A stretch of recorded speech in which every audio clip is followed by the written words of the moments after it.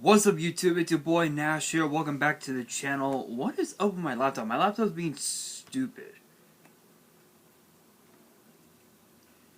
I legitimately lost everything on my laptop. I don't know what the hell's going on. My laptop decided to be stupid for some reason, but while I'm trying to get all of it back, today's video is going to be rather interesting actually, because in this video I'm going to be talking about yet even more product delays,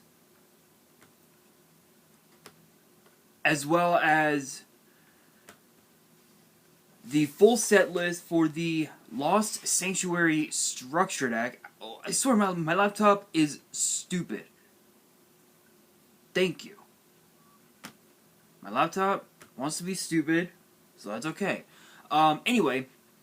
Anyway, so more product delays, the full spoiler for the Lost Sanctuary structure deck. Victoria's effect has been revealed, and also coming out of the brand new Legendary Duelist set is the deck build set. Sorry, the next deck build set, I think, is what, Ancient Guardians? Sorry, Grand Creators. Sorry, Grand Creators. I'm going to be talking about one of the 3 new archetypes in that set, which are called Brave Tokens, which I'll talk about that here in just a second. But first, set delays. What are they, you may ask? Well, the Cyber Strike structure deck, the Cyber Dark Dragon structure deck, and the 2021 Ten of Ancient Battles. Originally, we were supposed to have gotten these at the end of this month, which is obviously August. Then we got them. Then we were supposed to get them on September 17th. But now we're going to be getting them on October 1st, right around the time that Brothers of Legend is going to be released. Yeah, and as far as the structure deck, we were supposed to have gotten it on October 8th, but now we'll be getting it on October 15th, which honestly is kind of pathetic. Honestly, it's pathetic, but given the circumstances with with the new variant and everything, I can't say that I'm surprised. I can't say that I'm surprised, but it is what it is. Excuse me. But with that being said, I will say this though. I do hope that the delays are worth it when we get the promos. I've heard rumors that apparently we're going to be getting a Blue Eyes Dragoon, similar to how we got Red Eyes Dark Dragoon. I believe they're going to call it Blue Eyes White Dragoon, if I remember right.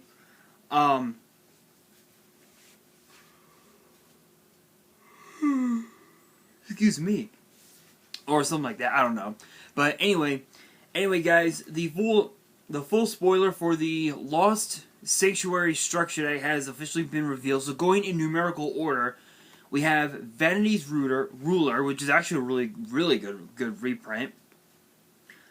Soul of Purity and Light, Zeradia's Herald of Heaven, Barrier Statue of the Heavens, Cupid Volley, Demise of the Land, Miraculous Descent, Ring of Destruction. I believe these are the reprints. Yeah, these are the reprints.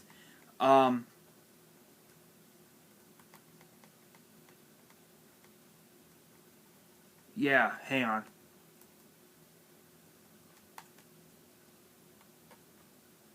Yeah, okay, alright, yeah, so those are the remaining reprints. So the full set list, going in numerical order, we have Majesty Hyperion, the Agent of Life Neptune, Master Hyperion, the Agent of Judgment Saturn, the Agent of Wisdom Mercury, the Agent of Force Mars, the Agent of Miracles Jupiter, The Agent of Entropy, Uranus. No, we are not. We are not immature here. Just saying. Just saying. 2 Mystical Shine Balls. Archlord Christia, Vanity's Ruler, Soul of Purity and Light. Artifact Lancia. Zeratius, Herald of Heaven. Script.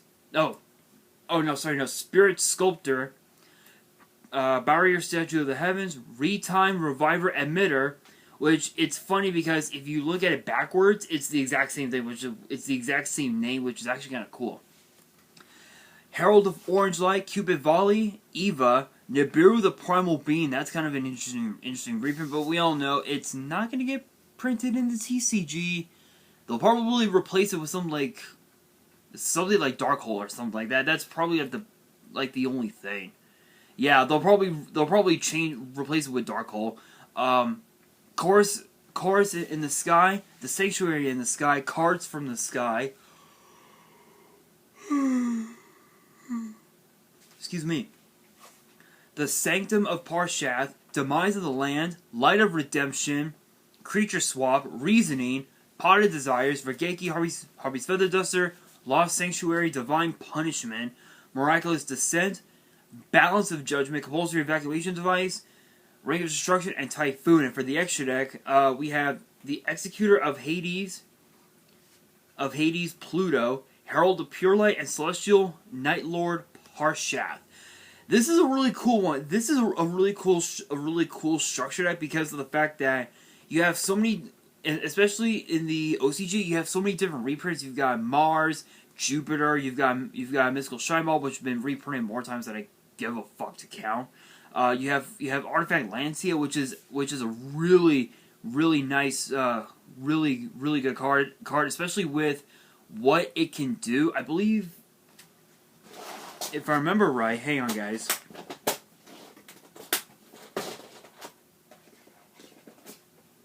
Because I actually have it in my Blackwing deck. I'm actually running in my Blackwing deck. Here it is. Here's right here. Artifact Lancia right here. And let's see what this card does. It says, you can set this card from your hand to your spell and trap zone as a spell. During your opponent's turn, if this set card in the spell and trap zone is destroyed and sent to your grave, supposed to summon it during your opponent's turn. As a quick effect, you contribute this card from your hand or face-up field. Neither player can banish cards for the rest of the turn. So this is basically a counter for cards like Call by the Grave and Dark Smog, where those cards can banish cards from the graveyard. So being able to just stop, banishing is really good. Barrier Statue of the Heavens is like a lock for is like a lock against decks that run attributes that are not light. That is really crazy. Nibiru, it's a board wipe, nothing too crazy there. So would I recommend this? Absolutely.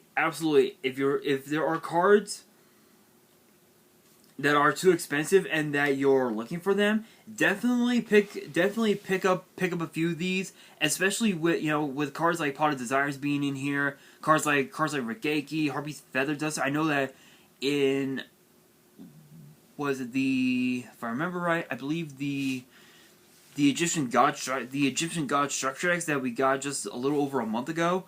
I know that Harvey's Feather Duster is going for like $10 right now, that's pretty high. That's actually pretty high. But at the same time, for some people, that's actually pretty cheap. So, but yeah, I would definitely recommend picking that one up. Anyway, guys, Victoria has been revealed. The effect of Victorica, Victorica, the Angel of Courage, has been revealed. So it's a 4-star light fairy with 1400 attack and 800 defense, and both of its effects are once per turn. If this card is special summon, you can special summon a level 5 or higher light monster from your hand. And if you do, lose life points equal to that monster's original attack. Double the attack of the special summon monster until the end of this turn. Okay, so this actually ties perfectly with the Lost Sanctuary structure deck, because they have cards like Master Hyperion, and you also have, you know, Herald of Orange Light and Vanity's Ruler and whatnot. They're all light attributes, so you can easily use it. So you can easily put this card into the Lost Sanctuary deck itself, which is really good. And not only that, you can also summon. You can actually summon, as it says, a level 5 or higher light. If I remember correctly, I believe Master Hyperion is a light, if I remember correctly. I'm actually gonna look it up on Neuron on Yu-Gi-Oh! Neuron on my phone. No copyrights here. You guys know how this works. I just want to use Neuron for a second.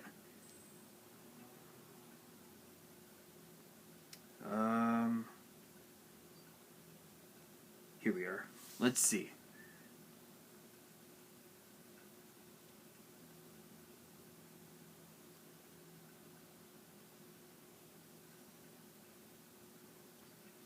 Alright, so Master Hyperion is an 8-star light fairy, 2700 attack, 2100 defense.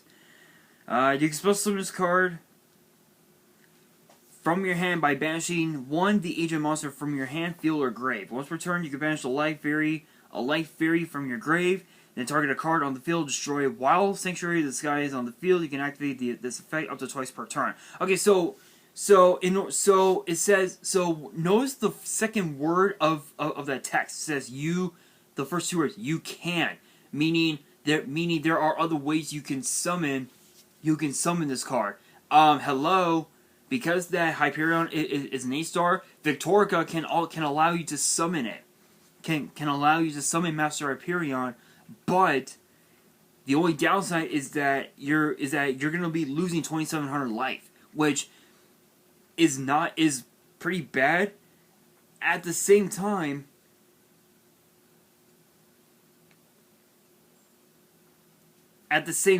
if you're able to recycle those life points back, then you're pretty much golden at this point. Second effect says, if this card in the monster zone is destroyed, you can banish one of the fairy monster from your grave, add a fairy monster with the same level as the banished monster from your deck to your hand. Okay, so basically with that effect, it's basically 1-for-1. It's basically one for one, so I don't have to say anything more about it. But that being said, one of the new archetypes, I believe it's supposed to be called Artemisia, I believe is the, or rather, I guess Brave Token. Brave Token thing, yeah. So Brave Tokens, I believe, is the name of the archetype. So first up, we have the normal spell for them, which is Rite of Artemisia, which says you can only activate one card with the card's name per turn. You cannot activate monster effects on the field the turn you activate this card, except special summon monsters. If you control no Brave tokens, special summon one Brave token, which is a Fairy Earth, 4-star, 2000 attack and defense. Then if you do not control Journey of Destiny, you can place one Journey of Destiny from your deck face up in your spell and trap zone. So I believe that card is in this lineup, if I remember right. Journey of Destiny, yeah, so I will be talking about that here in a little bit. So basically, again, so this archetype, you're basically just spamming the board with tokens, basically. Next up, we have Magicite, Warrior of the Ruins, which is a 4-star Fire Warrior with 2300 attack and 1000 defense. Its first and third effects are once per turn. While you control a Brave token, you can special summon this card. So you can special summon this card from your hand. So basically, it has an effect like Cyber Dragon, where in this case, the only way you can special summon this card is if you have a Brave token on the field, and if that is the case, you're pretty much golden. So this ties perfectly with Rite of Artemisia, where you can just summon the token, and then you can trigger you can trigger Magic Height's effect, special summon it, and go into its second effect, or go into its third effect, where I will get to that in a second. Where the second effect says you cannot attack while you control no Brave token. So if you don't control a Brave token, you can't attack. But if you do control Brave tokens, you are allowed to attack. And then the third effect says, at the end of the battle phase, if your opponent, if your monster that specifically lists the token Brave token in its text battled, you can set a trap that specifically lists the token Brave token in its text directly from your deck to your spell and trap zone. So it's basically it's basically it's kind of like a it's kind of like Metaverse, but the only difference is that you're not searching for a field spell. You're searching for you're searching for a trap card that you can set right off the bat. So that's a pretty cool effect. That's actually a really cool effect. Next up, we have Wandering Griffin Rider, which is a wind attribute, 7-star winged beast with 2,000 attack and 2,800 defense. I'm assuming that this might be the boss monster of the archetype. Both of its effects are once per turn. During the main phase, if you control no monsters, if you control no monsters or you control a Brave token, that's a quick effect. You can special summon this card from your hand. So basically similar to, basically similar to Magic Height's effect, which is really cool. Second effect says, when a card or effect is activated, if you control a Brave token as a quick effect, you can shuffle this card into the deck. If you do, negate the activation, then negate that activation, and if you do that, destroy that card. So it's like a Solemn Judgment, but it's like a hand trap Solemn Judgment, which that's really cool. That is a really cool effect. If you're running 3 copies of it, there's no need for Solemn Judgment. You've got that. Simple. Really simple. Now we have Journey of Destiny. So this is what I was talking about earlier, which is a continuous spell. The first and second effects are once per turn. During your main phase, you can add to your hand one monster from your deck that specifically lists the token Brave token in its text, and send a card from your hand to the graveyard. So basically, it's another form of of 1-for-1, where you can add a monster to your hand from the deck and send a card from your hand to the graveyard. It's basically 1-for-1. If a monster or monsters is normal or special summon, you can add to your hand or equip to one Brave token you control, one equipped spell from your deck that specifically lists the token Brave token in its text, which can actually mean Noble Arms of Light Danel. Danel? I believe is the name. Each turn, the first time a monster or monsters you control will be destroyed by battle while it's equipped with an equipped card, it is not destroyed. This is basically your protection card. This is basically your protection card, and that's actually pretty broken. Or you can even also add Starlit Papillon, or Draco Back of the Dragon Steed, which I'm gonna talk about. Which all those equips I'm gonna talk about here right now. So first up, the first equip spell, we have Noble Arms of Light Danel, and it says equip only to a monster you control, and the third effect is a once per turn. You can only control one Noble Arms of Light Danel. Simple. The equipped monster gains 500 attack for each monster with a different name you control that specifically lists Brave token in its text. So for each one, it gains the equipped monster gains 500. So you can basically have for each card? Oh, for each monster. So that's basically like what, 2? Yeah, 2. So that's basically 1,000. Basically 1,000.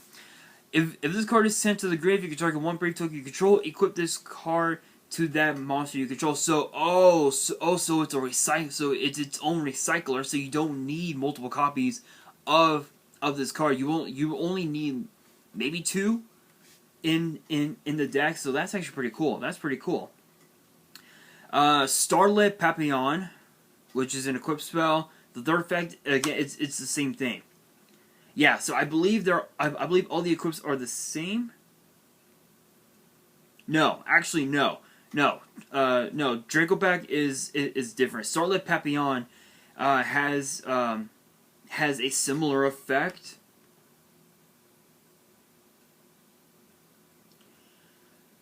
But the second effect is different.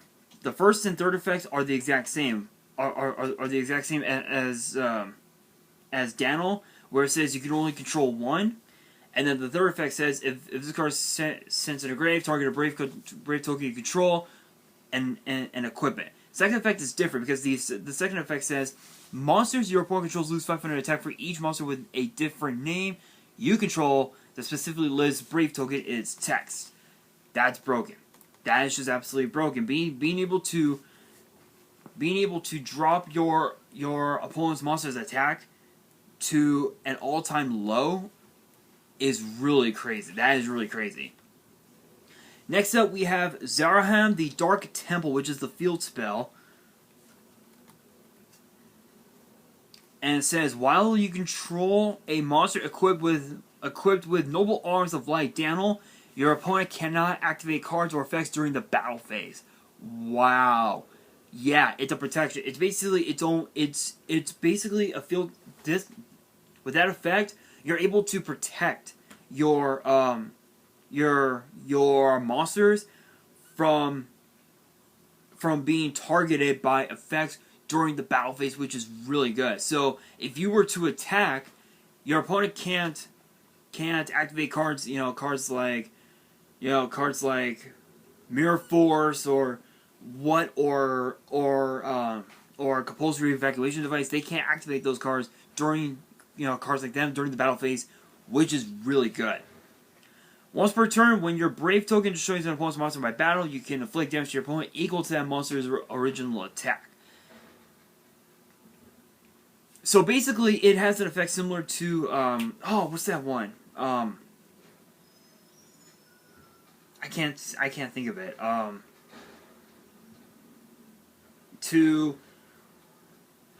What was it? To number 14, if I remember correctly. Yeah, no. To Archfiend Black Skull Dragon.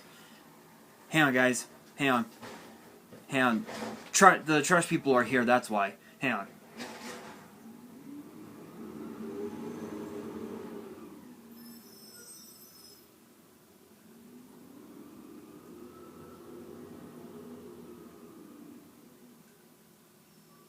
Anyway, sorry for that slight delay. Anyway, so it has an effect similar to Archfiend Black Skull Dragon, where you can inflict damage equal to your opponent equal to a monster's attack, which is really crazy, really crazy. And then third effect says once per turn, if you activate this card's second effect previously this turn, you can add to your hand a field spell in your deck or graveyard that lists Brave token in its text except this card.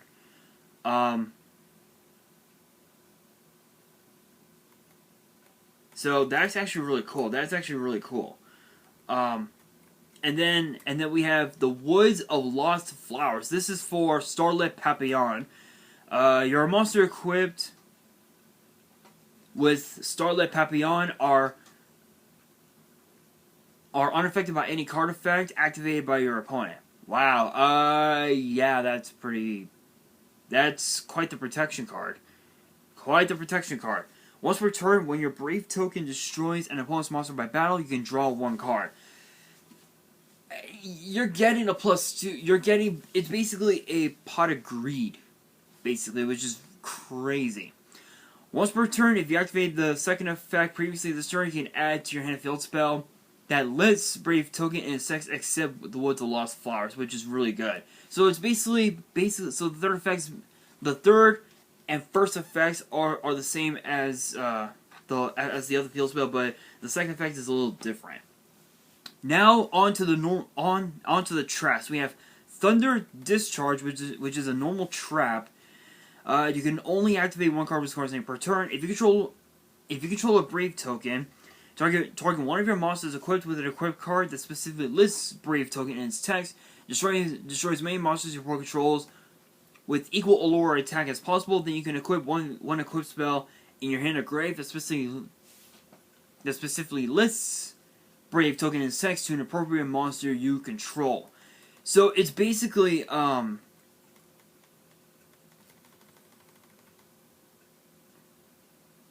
of I guess you could say it's like Hidden Armory. Let me look that one up. Hidden Armory.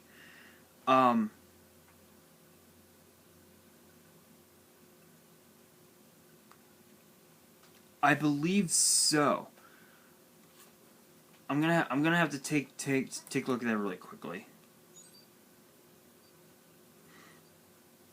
Hang on, guys.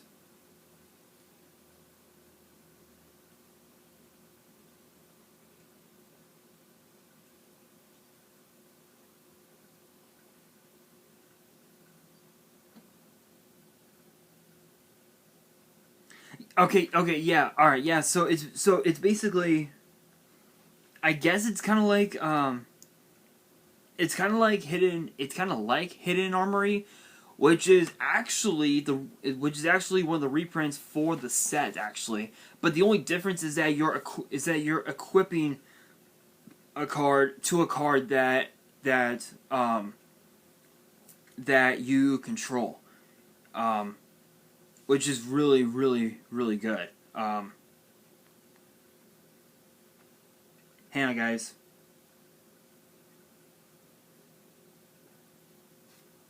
My brother literally just texted me. Anyway, so next up we have Resurrection Breath, which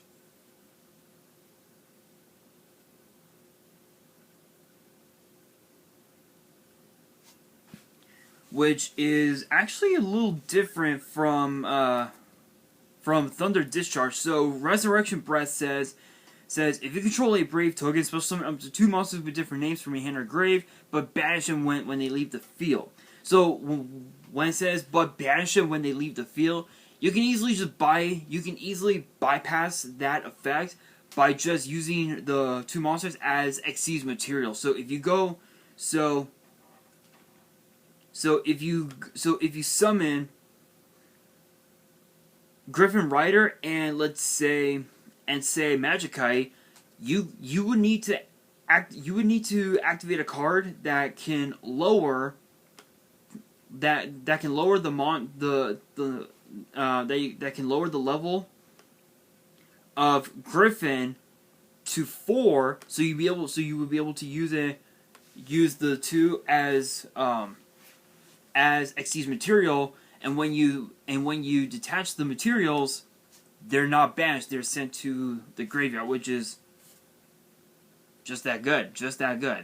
Then you can equip one equipped spell in your hand or grave that specifically lists token Brave in its text to an appropriate monster you control. So it's basically the same, but the only difference is that you